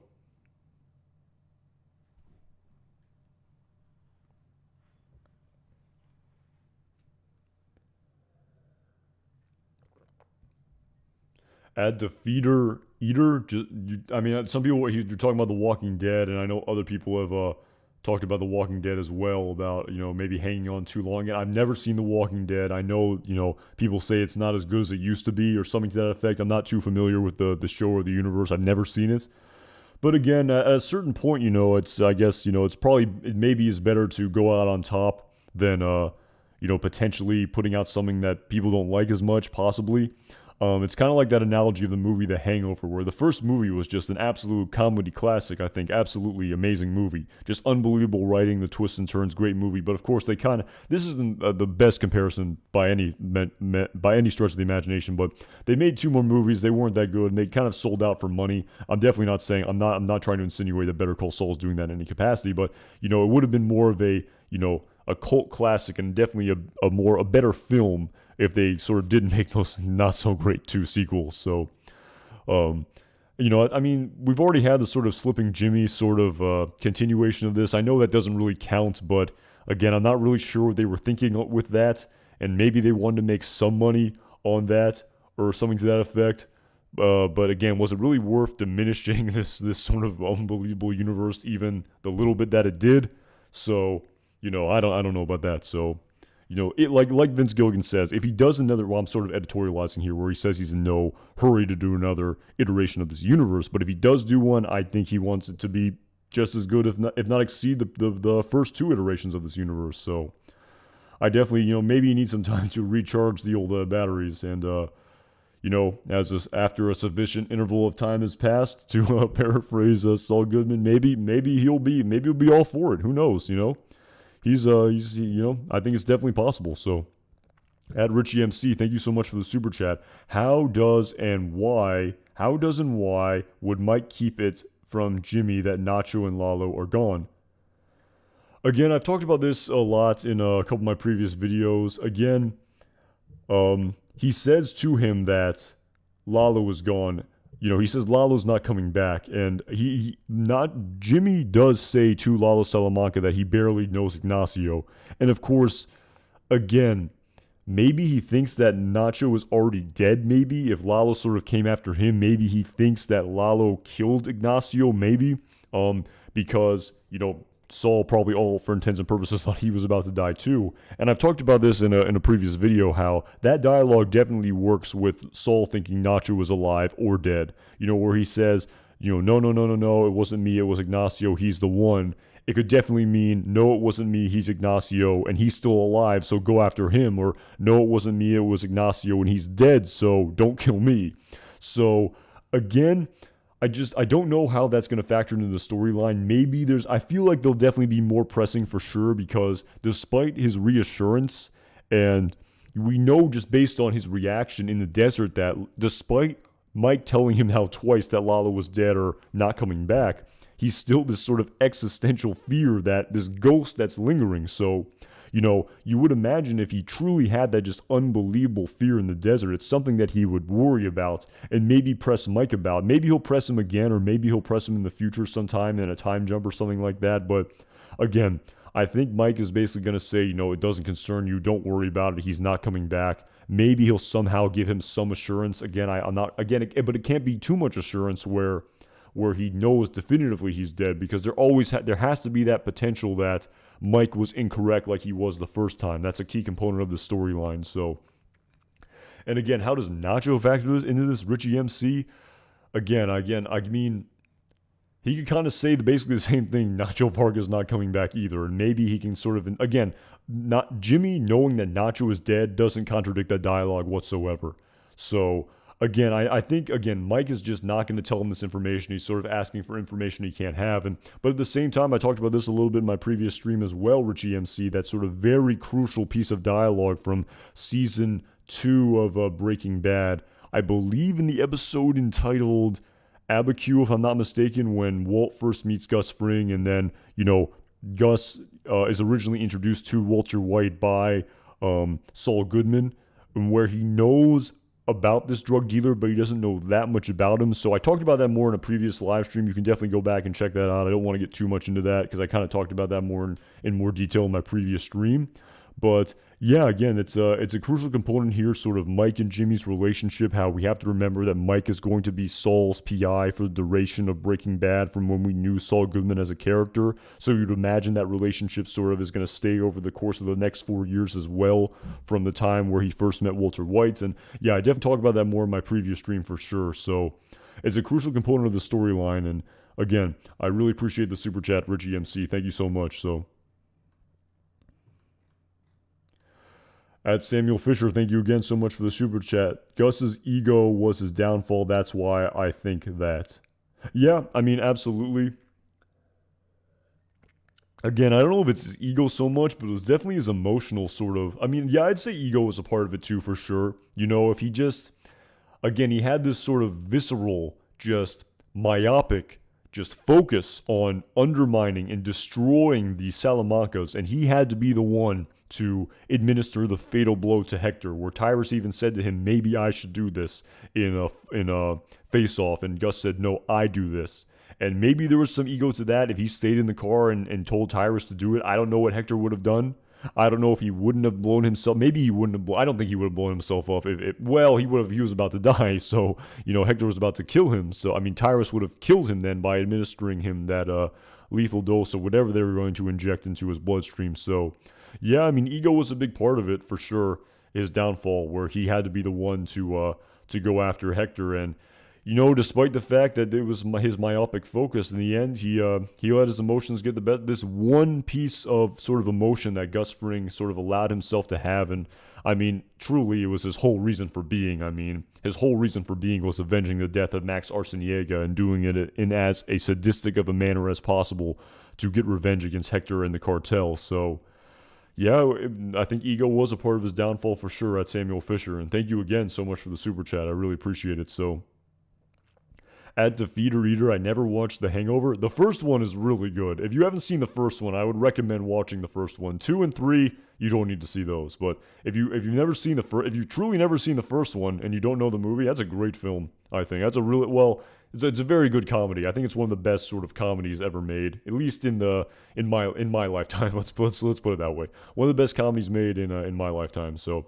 I really enjoyed the first one. So I'd recommend it for sure. Defeater Eater.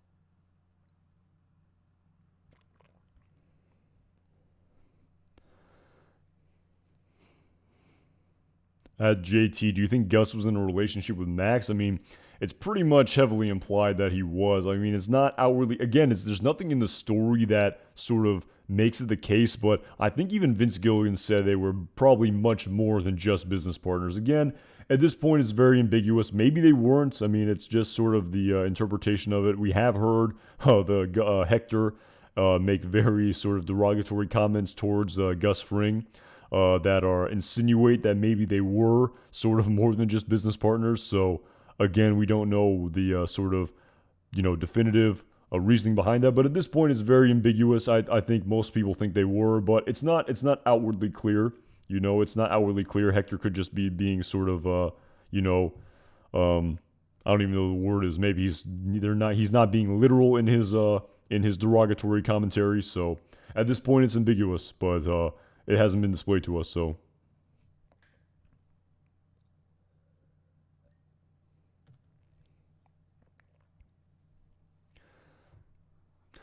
yeah, at Ashura 3800, yeah, there's been a lot of sort of insinuation. There's been a lot of derogatory commentary about the two of them for sure, by Lalo and by Hector for sure. So it's definitely implied that at least to them, they see them that way. So yeah, at Cloud, maybe he was being derogatory and maybe he was being kind of I don't even know what the word is. He was being just questioning Gus Fring's manhood or something to that effect.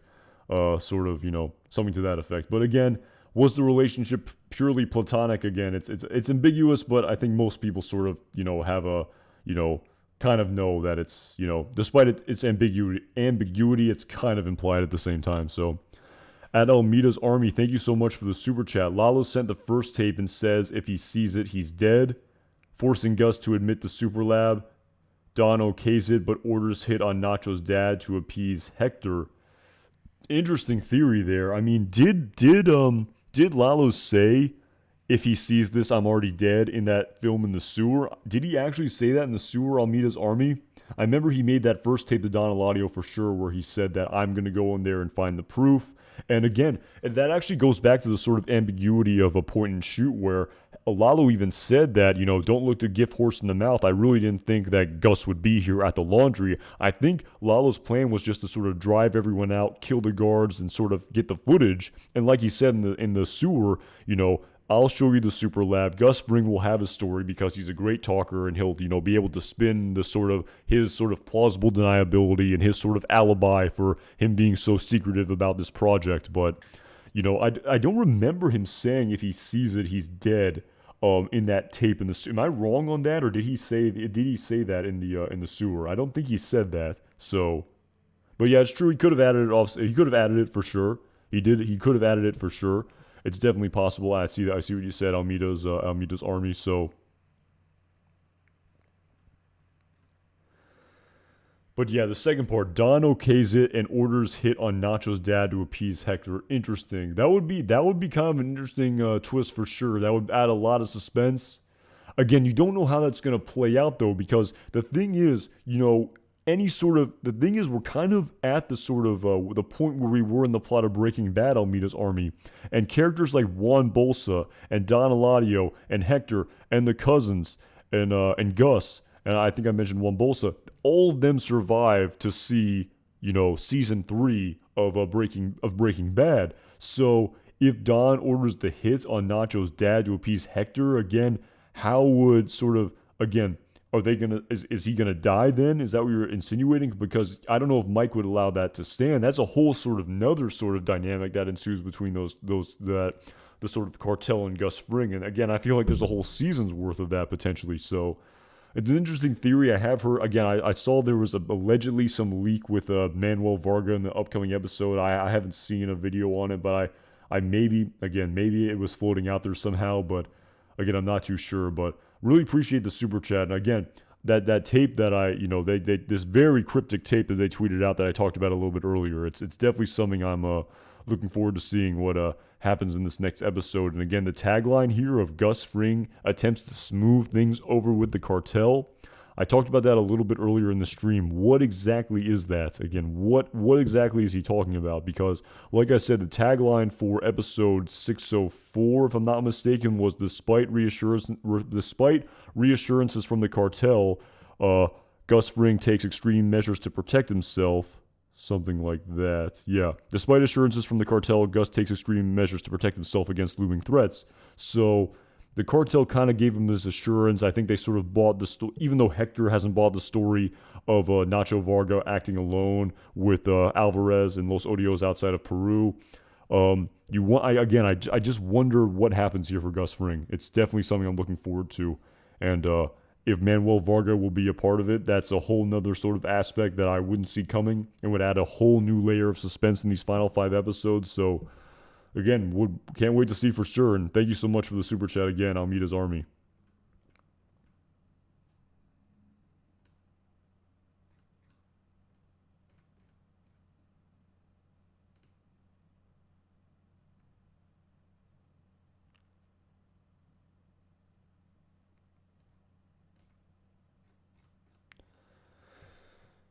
Samuel Fisher, thank you so much for the super chat. What do you think Gene's going to do to Jeff?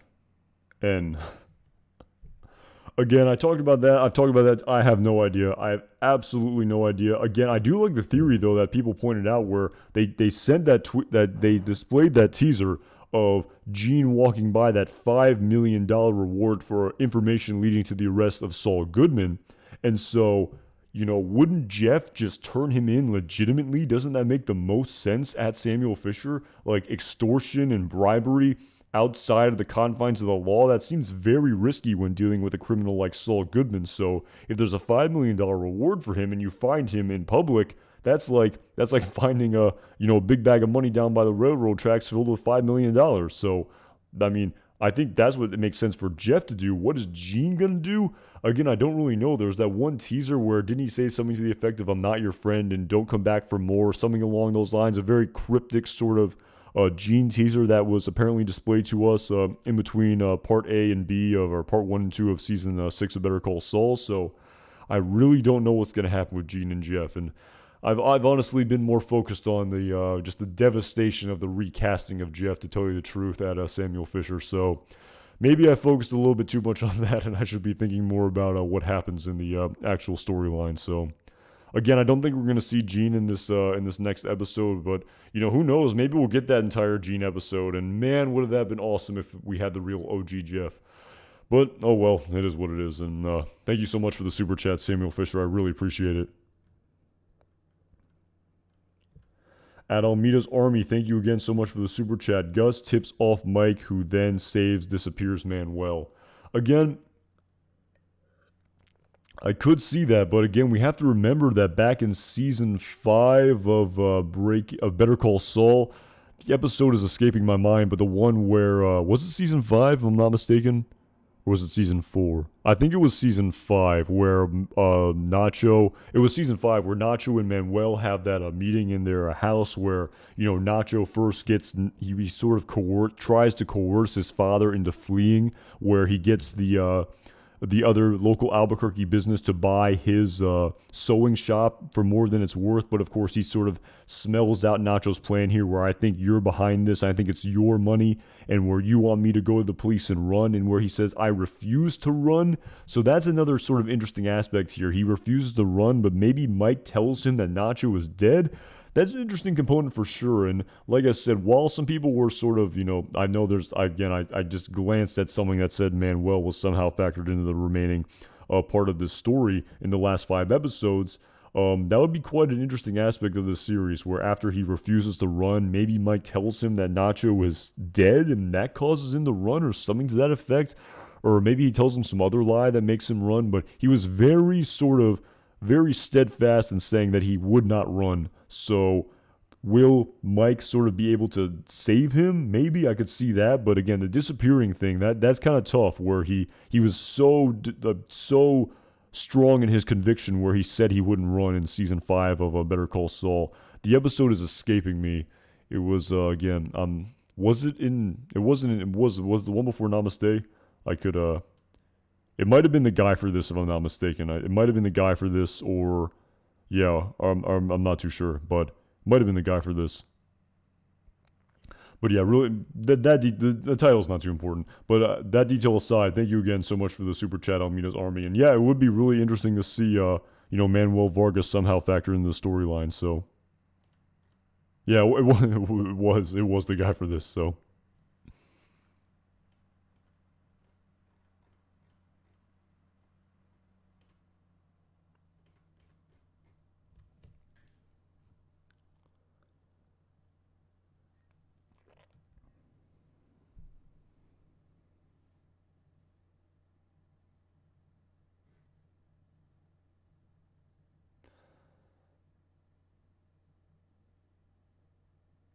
yeah, it's Skamula Bader. Yeah, you say, "Oh no, not Nacho's dad" with the with the emoji, and yeah, again, it would be pretty devastating. Like I talked about a little bit earlier, it'd be pretty damn devastating if something happened to Nacho's father, just with the whole premise of the sort of his death being the assurance by Mike that his father would be forever protected, and would Nacho have died for nothing if something happens to Manuel? Talk about just sort of dark and sad. So I wouldn't imagine that anything happens to Manuel Varga, but at the same time, you wonder what the smoothing over of the of what Gus tries to you know smooth over with the cartel. You sort of wonder what they're talking about there with the tagline of that episode. So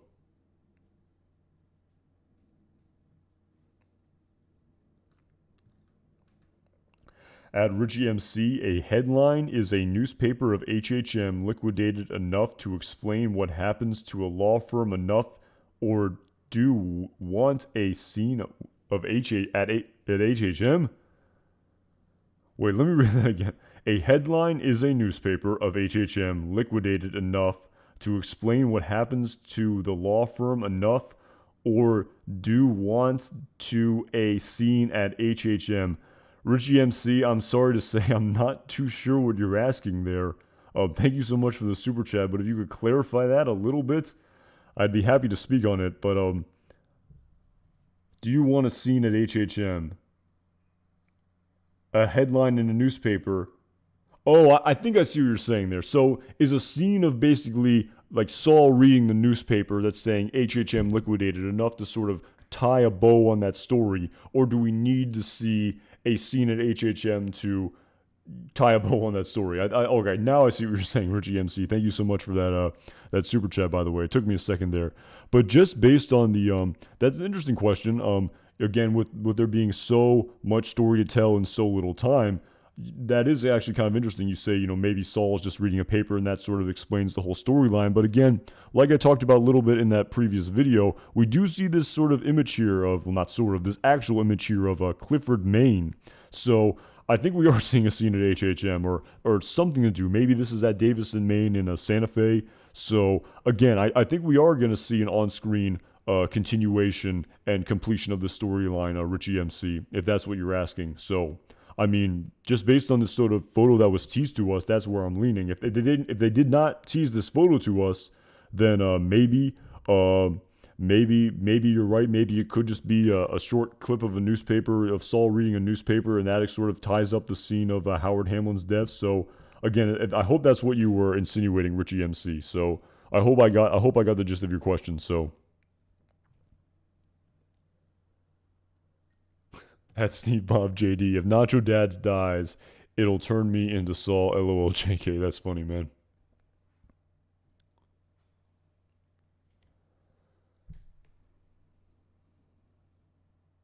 Yeah, at Richie MC, I hope that was the gist of your question there. I hope I got the gist of it. So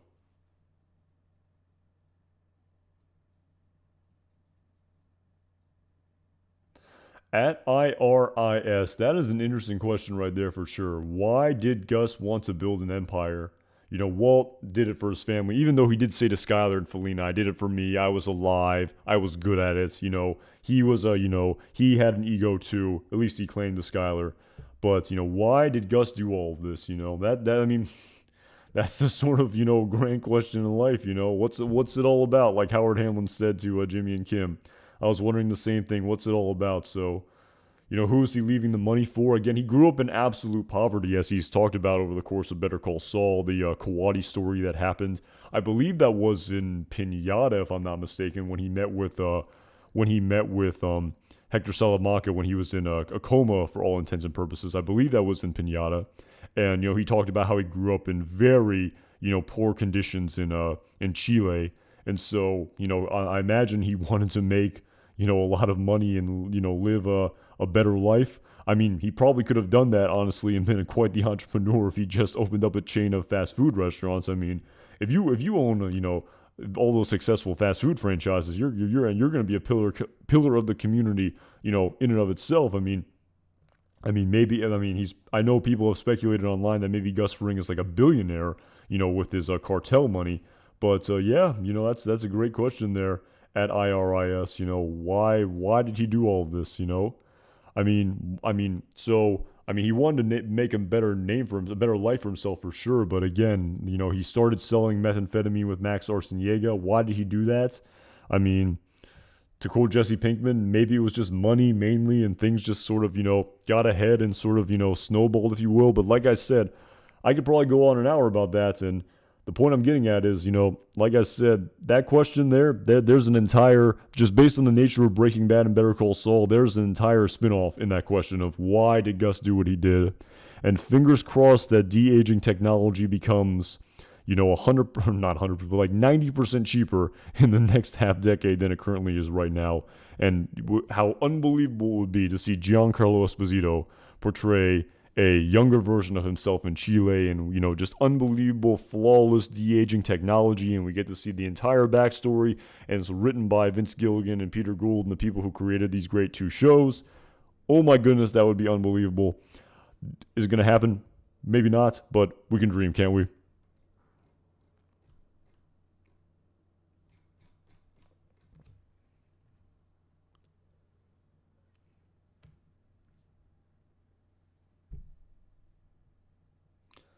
Yeah, Mr. Mayhew, great name by the way. Great, that's one of Walter White's what's the name? Not pseudonyms, but aliases. Mr. Mayhew, that's a good one. I think Walt Jackson is another one of my favorites at Mr. Mayhew. But we say as as we've all seen, revenge is a big motivator for Gus. Again, like I talked about a little bit, like maybe he just wanted it was the money, but of course after Max died, that was clearly a huge sort of turning point. And we know he wasn't wealthy at that point, and he wasn't this sort of person who was had all this money and all this power. So that came much later. But the question that IRIS was asking about why he decided to do all this in the first place, that's a much more sort of nuanced, complex question with really a multitude of theories out there. So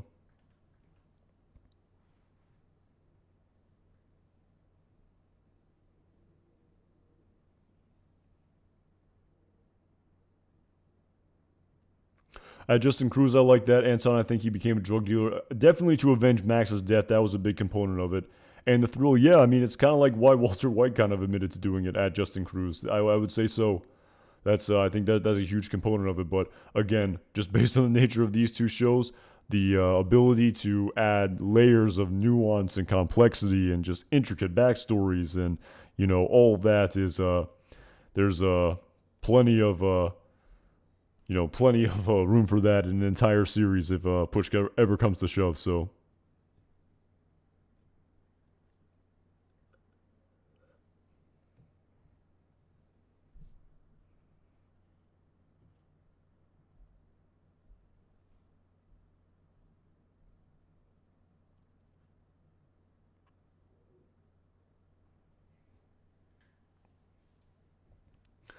add Michael Keith. I don't think Gus ever said he had a wife, but he sort of, again, I made an entire video about it, about how he said kids won't eat it when he was talking about that Pila Marina. Again, I butchered that name probably. The fish stew when he first met Walter White back in season 3 of a Breaking Bad. So again, that's a whole nother tangent I could go off on. I made an entire video about that. You can definitely go back and check that if you want. So I don't think Gus ever said he had a wife, but he definitely sort of insinuated that he had children. And I made an entire video about that. So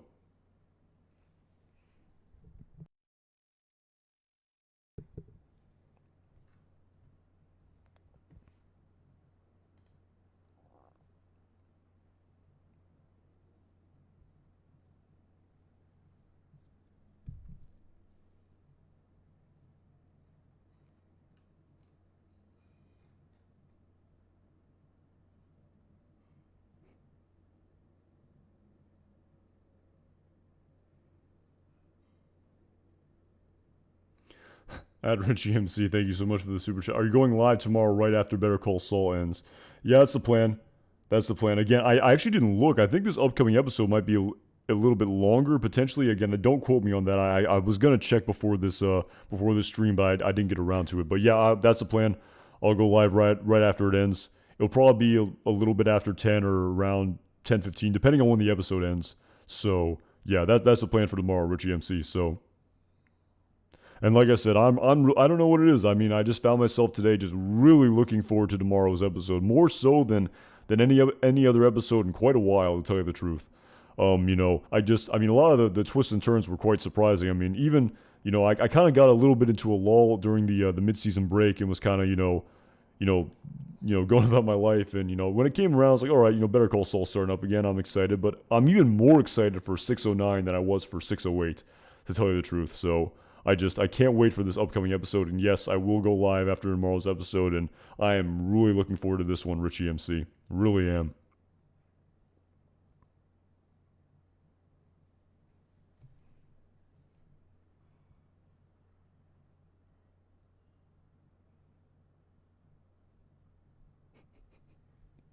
And Michael Keith, I won't blame you if you take a couple hours to compose yourself after Kim's devastating demise tomorrow.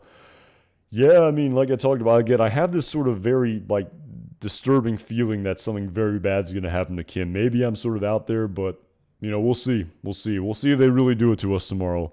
We'll see if Gordon Smith is right about how this is even more heartbreaking than 608. So we will see at Michael Keith. So.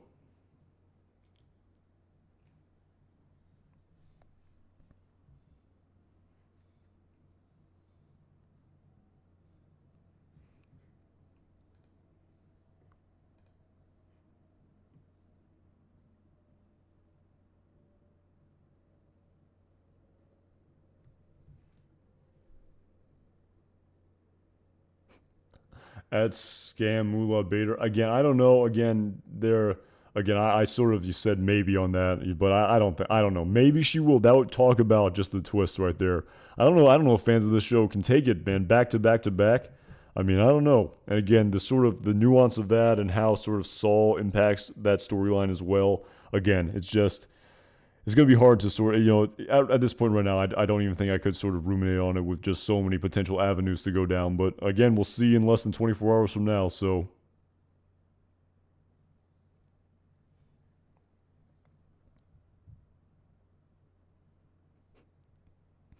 Trout's honor. Great quote right there. Great quote right there for sure.